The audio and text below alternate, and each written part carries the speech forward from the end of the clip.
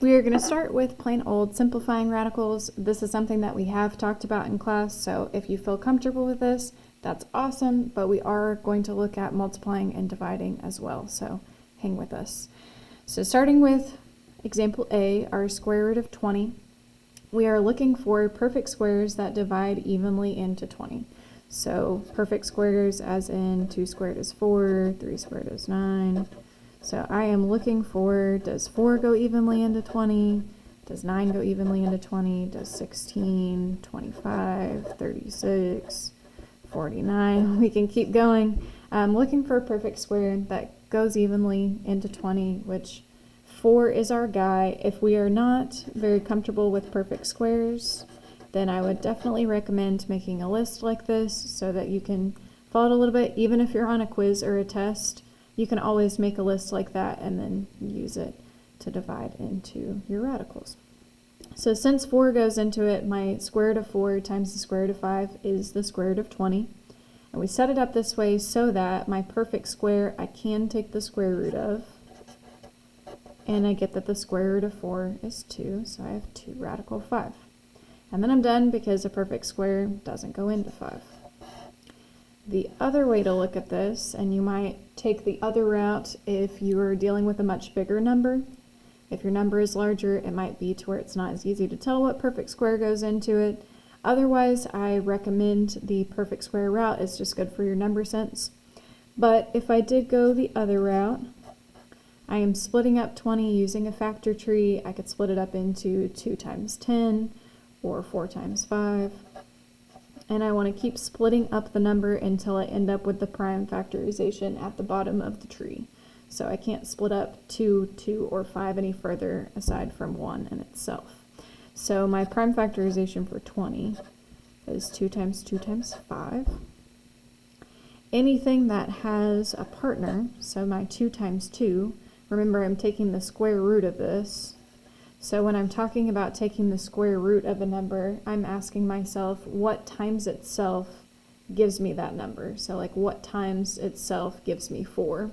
So if I'm taking the square root of 2 times 2, I'm saying the number 2 times itself gives me 4.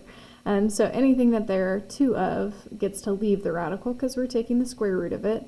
Or you could even think of this as 2 squared times 5. That's why the partner gets to come out of the radical, because the square root of 2 squared is just 2.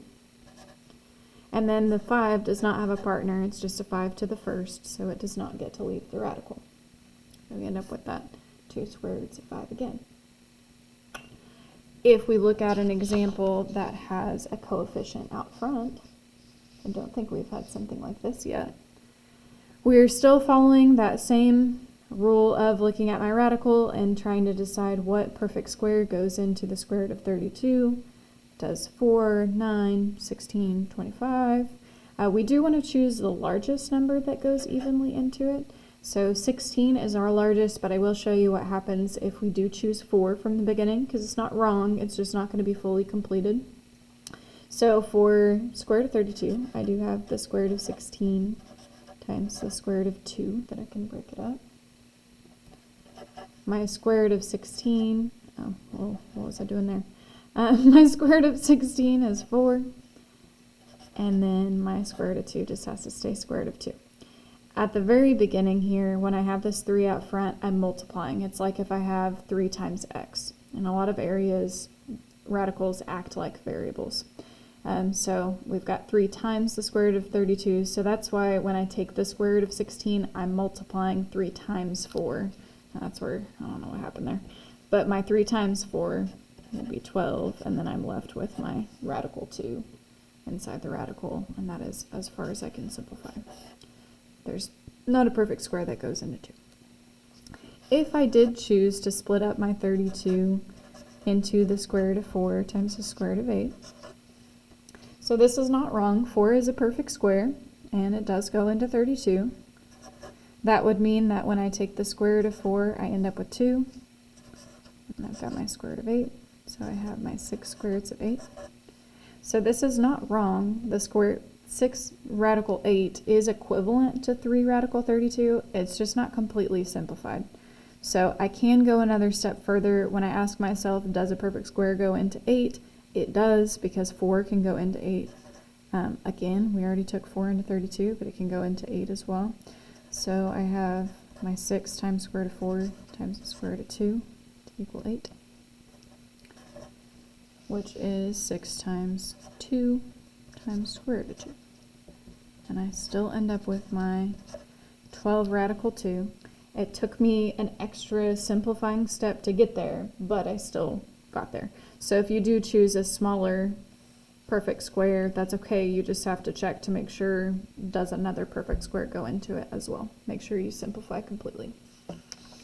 Okay, so then looking at multiplication, our directions are going to be the same. A lot of times they don't say multiply, it'll still say simplify for something like this. Of course, we're going to be applying this to geometry, so we won't see a whole lot of just simplify. But if we are trying to simplify radicals and there's multiplication involved, I'm just multiplying the numbers outside the radicals and then multiplying the numbers inside the radicals. So when I multiply my negative 4 and 2, I get negative 8. That's my outside the radical. And then inside the radical, I get my 12 times 3, the square root of 36. Once I've multiplied, I do want to simplify that radical if I can. So in this case, the square root of 36 is 6. So I'll end up multiplying my negative 8 times 6. I get my negative 48. So sometimes we do end up with an integer answer in the end. If this was the case where it wasn't a perfect square, but we could simplify it like the square root of 20, then we would simplify it. Okay, so for D, why don't you pause the video and try one of these on your own. For real, do it. Okay, so multiplying the outside, multiplying the inside, get 100. And this one turns out kind of similarly, where I have my 6 times the square root of 10, or sorry, square root of 100 is 10, so we end up with 60. If you have a calculator that does this for you, you will not be able to use it on this unit. So just FYI, you do need to be able to do this yourself. Okay, last thing that we're going to look at is division, which we think, looking at this, it seems pretty simplified to be. It's all one fraction. There's not any addition or subtraction happening. But the issue with this is that we are not allowed to divide by a radical, or it's not simplified form for us to divide by a radical, because that means we have something irrational in the denominator. So if you've had Algebra 2 before, this is called rationalizing the denominator, which is a really fancy form for we don't want a radical in the denominator. The way that we get rid of the radical in the denominator is by multiplying the top and the bottom by that denominator. So I will be multiplying the top and the bottom by square root of 3 over square root of 3. This is a legal move because it is really just multiplying by 1. Square root of 3 over square root of 3 is 1. And I'm allowed to multiply anything by 1 and get an equivalent, I lost the word, expression. There we go. An equivalent expression. So I'm allowed to multiply it by anything over itself, and it has not changed the value of anything. So when that happens, in the numerator I have 2 times radical 3. 2 is on the outside of the radical, and 3 is on the inside, so we're not really multiplying here, just kind of putting them next to each other. And then the denominator, my square root of 3 times the square root of 3 is the square root of 9, which simplifies the square root of 9 is 3. And that will happen every time. Because we're multiplying the denominator by itself, we will always end up with something that is a perfect square. It gets to come out of the radical because the square root of 3 squared is 3 itself. So you'll get to where you notice some patterns here. We end up with the same thing. Okay, let's try one more like that. So same thing, we notice there's a radical in the denominator, so I'm multiplying the numerator and the denominator by the square root of 5. I can multiply by 1. In the numerator, I have 3 square roots of 5.